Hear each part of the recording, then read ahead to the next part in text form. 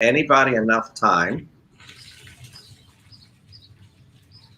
to jump on. So, good morning. We are live with our agent interviews series, and today we are happy to have with us one of our agents out of our Seattle City office, Moira Kelly Smith. Moira is a a salesperson. Moira, do you have your broker's license or salesperson license? Because you're salesperson. So Moira, we're going to talk to you a little bit today about what you do, how you got into this particular business. It's just, we might as well, it's just you and I just kind of interviewing back and forth, and we're going to have folks listening in, and this is also going to go up on YouTube. It's being recorded for that or broadcasted through YouTube right now. But we're going to talk to you a little bit about your marketplace, that secondary market, that short business, and any advice that you can give agents out there and or buyers or sellers. But let's start with, and I'm going to allow Mark to come in too. And we have Mark Hebert, manager extraordinaire of the Seattle City office. So, and Mark Mark probably has some questions that he can throw in also that he's already been prepared for. Sure. So, Moira, just tell us a little bit about yourself. What did you do before real estate, and why did you get into real estate? Oh, thank you. Thank you so much for having me. So it all began with Bill Buchanan. I don't know if he's on the call, but Bill and I were both Commodores at the Yacht Club in Seattle, and I had always been in sales my whole career. And I had mentioned to Bill that I really wanted to sell real estate when I completed my pharmaceutical career. So Bill would call me every 6 months. Are you ready yet? Are you ready yet? Then finally, I'm like, I'm doing this. And I got my license. What I didn't realize at the time is that you kind of hang your license right away. I was thinking, I'll get my license, but I won't use it for like 5 years. I didn't know enough about it. So once I got my license, I went back to Bill, and he hired me, which was awesome. I didn't have real estate sales experience, but I had 34 years of pharmaceutical sales. Believe it or not, there's a lot of synergies between the two. So anyway, got my license, and I was basically doing both jobs. I was a pharmaceutical rep for Johnson & Johnson, and for the first 6 years, I was doing both jobs, which was very, very demanding. It was a little tough. I also called myself a secret agent because at that time, I didn't really want to promote with letting J&J know I was doing this. But because it is a secondary market, it's a lot of weekends. So I had my weekends free to explore this. I had the benefit of the Yacht Club, which is 500 families that I know. And like I said, Bill and I were both Commodores, which probably you're all thinking, what the heck is a Commodore? But every single yacht club around the world has a flag officers, and you go up through the flag and you are a rear Commodore right up to Commodore. And so you have exposure to a lot of people. So that when I first started, I didn't have a big sphere of influence. So I really relied heavily upon my sphere at the Yacht Club, which intersected with Bill Buchanan in a lot of cases, but that's how it all started. I was so lucky to get into this office because the other agents in Seattle have been absolutely phenomenal. Jerry, Kelly, Bill McGinn, Nancy Buchanan. Mark has been a great help since he's come on board. Kevin Gillespie shares so much. Trace, Anna Marie, Teresa O'Donnell, Frank Fiola. They are unbelievable because I had all of this sales experience, and I could, lead generate, and I could just negotiate. I had all the skills training from Johnson & Johnson, but there's a lot to real estate that I didn't know. So basically, they all helped me through it, and they were amazing. And you guys have been amazing too. You know how many questions I ask, right, Randall and Mark? A million questions a day. Always great questions, though. Always great questions. So Mark, I'm gonna throw it over to you. Let's see your interviewing. Let's talk about your interviewing skills today. Sure. Well, a lot of people probably know this already because Moira appears to be a social media superstar. But Moira, when you and I were first getting to start, it was brand new for you, and it's been you're an overnight success with social media. So can you share with the audience what you did from going to be someone who was just starting their accounts and a little nervous to someone that has daily success and a lot of followers? Oh, thanks, Mark. And you really did help me with that. Because I was doing pharmaceutical sales and real estate, I was a secret agent. I didn't want to put anything on social media, but I always knew that I wanted to do it. And I would talk to Mark. I'm like, what is the return on the investment? And Mark would say, it's really not that simple. You just have to get out there and do it. So Katie Lance is somebody that does stuff with Remax. I followed her and went on some of her webinars. And, the big concern is, what do I sound like? What do I look like? And basically, once you get over that hump, that's what you look like and that's what you sound like, that's what people are working with you. They get to know you a little bit on social media, and tying that in with selling at the shore, which I absolutely love. So it's a combination of finding out what people are interested in, what's going on at the shore. It's a lot of fun. At this point, there's a lot of things going on. There's new places coming, and people really want to know. So I feel like you become like the mayor of the town, that you are telling them what's going on. I get a lot of great feedback, and it's I can't put my finger on whether I'm getting referrals because of it, but there have been some referrals that I've gotten recently that I really tie right back to the social media campaign that I'm doing. So it's been a lot of fun. Even Bill Buchanan got in the act, and we did a one-on-one interview in a market. Right, that was great. That was great.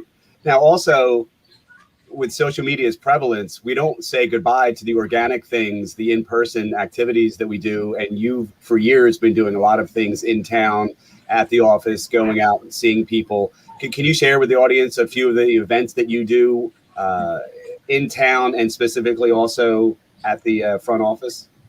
Yes. Bill Buchanan always says it's a contact sport. And I also subscribe to Buffini. So I do a lot of client appreciation parties. Of course, before COVID, I was doing a whole lot more. But now it feels like things are opening up, and I do a polar bear plunge party that people absolutely love. And again, I call it a client appreciation, but everybody has their guests down. I invite them to bring their guests. They get to know me, get to get a feel for how much I know about the local market. I also we have Jerry Resigno. I don't think she's on, but she and I are doing a Fudgy Wudgy Man event, a client appreciation, that is going to be on our porch in Sea Isle. And anybody who's on here, if you want to join us, you get a free Fudgy Wudgy bar. But it's a way of keeping in contact with the clients, doing doing the things that nobody else is doing. Kevin Gillespie does a great job. He's on our team. He does the boat rides and client appreciation parties. So I try to do as many in-person things. Also the pop-bys. I will pop by to people. Once I know that they're down, I kind of get a feel for who is down the shore and get them, whether it's suntan lotion or, this time of year, we like to give them mustard, ketchup, and relish because their refrigerators are empty and they don't have all that stuff. And it's another way to get to face with them, Do you know anybody? Who do you know that is thinking about buying or selling? It's another way to get face to face with them and ask for the business. So that's as many times that I can. I take advantage of the opportunities. I'm pretty sure I'm scheduled to be in the office the day that Fudgy Wudgies will be around, so I look forward to that. One other thing, with our company and Remax at large, it offers a lot of technology, and technology is not always easy for everyone, but I've seen that you have jumped right in and willing to at least try. What are a couple of the things in your Max Center that all the Remax agents have access to? A couple of them that, even if there's some ups and downs, what are some of the good positive things that you like to see that you're utilizing that help you with your business? Well, first of all, I fought it, and Mark, you know very well. I complain about Bouge not being as user friendly as it could be, which they acknowledge. But the Max Center has a whole lot of great training sessions, and there's a lot that it has to offer. And with just even with when you get a new listing with Megaphone and HomeSnap, and capitalizing on that and making sure that your sellers are aware that they are getting all of this great information. A lot of that stuff is free for us. Our clients don't know that necessarily. They may think that we're, taking advantage of it and maybe paying for it, but it is to get as much as exposure with the Max Center. There's a lot. I feel like I've only done like a little percentage, but it is an opportunity area of mine, and I am, embracing it and Right. I think you're doing a great job with it, because you're right. It's pretty comprehensive, and it's included in our annual dues that we pay as Remax agents. So we're able to have this opportunity. And then, yes, there are paid services through these things that we can really spread our wings even further. But I think you're a testament to someone who is willing to try. You have such a great personality, and Bill Buchanan's right. It is a contact sport, and what you are doing is constant contact, and people like to be around you, and that will transcend into continued business. And Randall, I'm not sure if you're aware, but Moira has some roots in southwestern South Jersey, so she has people that she knows and family near the Sewell office and not far from Mullica Hill, and her business is going to be covering more than just the ocean areas. Yes, I've had an opportunity to go into the Sewell office. We do have another home there, and I got to meet Thomasina and some other people. So it's awesome. So let me ask you, let's get back to how do you help buyers and sellers, find homes? Let's talk about, the market that you're servicing right now. So, you're in Sea Isle City, which is an island, right?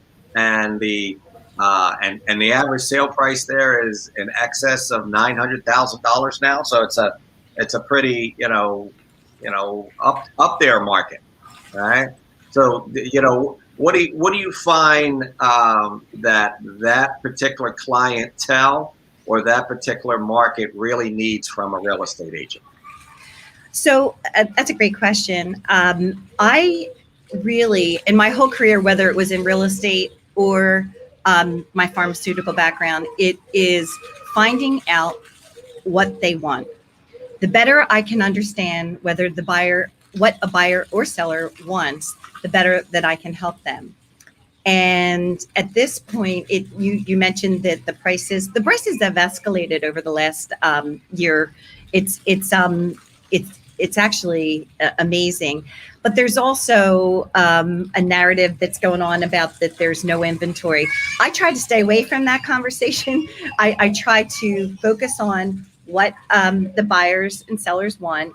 And if I don't have that, what a buyer needs at that particular time, I'm trying to work with them, coach them, and get them to a point when something comes available, they are ready to go with these low interest rates and just availability. So, the market, I think that the market, even in the other areas that you serve, it's pretty much a similar thing. So when you put a property up for sale, where do your clients or where do the buyers come from? Are they people that are buying, from smaller condos to big townhomes to the beachside mansions, or are they coming from, south east Pennsylvania or New Jersey? Where do most of the buyers come from in your market in CL? Sure. The buyers come from all over the Delaware Valley. They come from Sewell. They come from Delaware County. They come from Bucks, Montgomery, Philadelphia proper. They come from everywhere. The buyers that I deal with, it's pretty much, I am on 100% referrals. So it's people that the whole know, love, and trust thing. So it's basically people from the area that are thinking about getting into it. They get into it for a couple different reasons. It could be an investment that they want to buy and then rent it out and get that investment money back. It could be a 1031 exchange that people don't always think about, but somebody could have another property in Pennsylvania or even New Jersey, and they use it as an investment.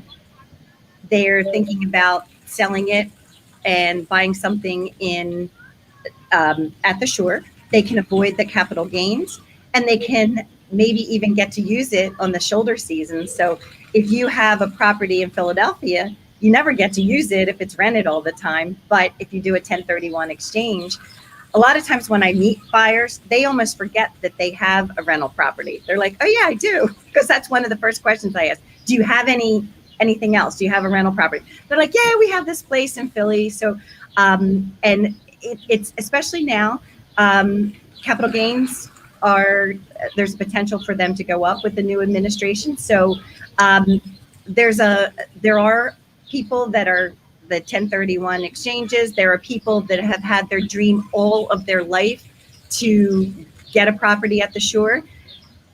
The age ranges of those people is anywhere from, in my experience, 30 years old, buys a bayfront, to 87-year-old that buys a little condo in Ocean City. Again, the dream.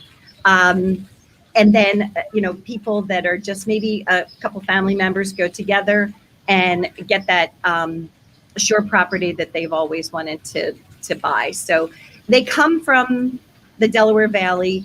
There has been a little bit from New York City coming down, migrating down, because the price points north of us are extremely high. So Sea Isle, Ocean City, Wildwood is a great opportunity, or that's like their price points are a little bit more affordable. Does that answer your question? It does. Mark, do you have one, or you want me to keep going there? Sure, I would jump in. Well, Moira, you and I know, and maybe the rest of the audience isn't fully aware, but the rental market is so intense this year, and for what's available is pretty far out. To continue your sales during the summer of any summer season of any year, how do you operate trying to work with a buyer who wants to purchase a property, yet there's a summer rental in there, or there's weekly rentals and there's coming and goings? Is that something that's simple to navigate, or are there some challenges? Yes, Mark, there are definitely challenges. However, we have it down to a system, and I think any agent from our office knows how to do it. We have a small window of time when we get the checkouts. People are checking out of the property, and we are in there showing properties with the cleaning people, and it's just craziness. But it's the only way that we can get in. Now, there sometimes are exceptions that we get a really, really kind renter that will let us show the property during the week, and that happens occasionally. But it is that Saturdays are extremely busy for us, and if you have more than one buyer that you need to show, it can get a little tricky. But it happens, and we are able to do it. Now, also, they can purchase a property that is already rented, and we're seeing a lot of that. The properties that are available now, many of them already have rentals in. So the good news is you get that income. That's awesome. The bad news is you can't use it if you really wanted to use that property. But again, it's getting back into what I mentioned earlier. What are their needs? What are their wants? You know, if they really want that property on 52nd Street and it's available, but it's entirely rented for the season, let's take a stab at that. Let's get that property. You will have it next summer. You'll have it in the shoulder season. Fall is magnificent down the shore. It doesn't even get any better than the fall and being on the beach. So again, finding out what they want, and we can work around it. But the sooner a buyer gets to me and we get to talk, we can manage all of that. Now, I'm just going to throw out, because you guys are mentioning, you know, rentals. We may have agents and/or renters and/or landlords that are going to be watching this, and we in this next coming season, we're going to be handling rentals down in Seattle also. So Happy dance. So it's a happy dance. So one of the things that, you know, we talked about more is how you know, how difficult it is getting a rental. But if these folks can get with you and get with our agents down in the Seattle City office earlier in the season, like the rental markets, I guess you've told me it, they start rebooking in what, August and September and October, and you know, in June. If they rent it in June, they can rebook for next year. They can rebook, and but there are properties that are being sold that may be going up for rent. So it's absolutely book solid. But if you know a good realtor that knows, you know, about a property that's, you know, going to closing, right? Just because it's sold out doesn't mean it's sold out. You know? That, you know what? And here's the thing. There was a property that was just sold in Seattle. Unfortunately, it wasn't with our office. However, it's a colleague, another co-op, and they mentioned that they're going to be renting that property. It's a new owner, and that buyer wants it as an investment. That is going to book pretty quickly. So there is a lot of opportunity. So you are so right, Rendell. If somebody were to purchase a property, and Kevin Gillespie and I have, each of us has a property that could be rented out this season for a new buyer. So it will rent very quickly. And the other thing that we are seeing is that the prices for rentals has escalated. So that is even better news for buyers too, that they can capitalize on higher rentals. And the shoulder seasons, we, you know, traditionally it was your July, August were the highest months, but people are spending, especially since COVID, people are working down there. People say, what the heck? Let's get a house. Let's rent a house for a month, maybe even on the shoulder season to get a better price. It's great for the owners. They get extra income. So a lot of weddings happen in the fall and the spring. So there's a ton of opportunity. Again, you know, talk to your agent. They can help you explore the possibilities, and the possibilities are pretty endless if investment is what you want. Or it could be a mixture. It doesn't necessarily have to be entirely an investment. You can use it yourself for the month of July, let's say, and then rent it out for the rest. So it can be a cool combo. It doesn't have to be all or nothing. Cool. Mark, do you have any others? Just really singing Moira's praises continuously. She's in the office very frequently, sets a really good example, and the personality. We don't even have the lights on some of the time because Moira brightens it up enough. But really, we have music playing. Moira's dancing around the office. She does shoot some of her videos there. She has great ideas. Yes, the questions are great because sometimes just talking with other agents helps you, the person that's being asked, to draw on some of your experiences to share, but also you may learn something in that. And we have a lot of conversations going on, and it's great to see agents coming back into the office and seeing people on the streets. It's really starting to fill in now. Yeah, I'm excited about it. Also excited about getting those doors open. Excited about the the summertime coming up. I spent not yesterday, Tuesday, in Seattle City. Drove down in the morning, I walked down to the beach thinking that, well, you know what, I'm here. I'll walk down, I'll walk on the beach and, have some relaxation time. The beach was packed in the middle of May, in the middle of the week. Now I think it's packed. It's probably not packed compared to what it is in August, but it was full. Just seeing and it's a beautiful beach. It's not too much beach. It's not kind of one of those beaches where you got to walk, a mile to get to the water. It's just far enough. And the weather was great. The atmosphere was great. I was hooked. I didn't want to come back, but I had to come back and do this. And but I'm looking forward to going back down next week. And as I said, I talked to Mark. I said, this might become like a weekly visit for me. I think you're hooked. You can get. It's a great place to go. It's great people in the office.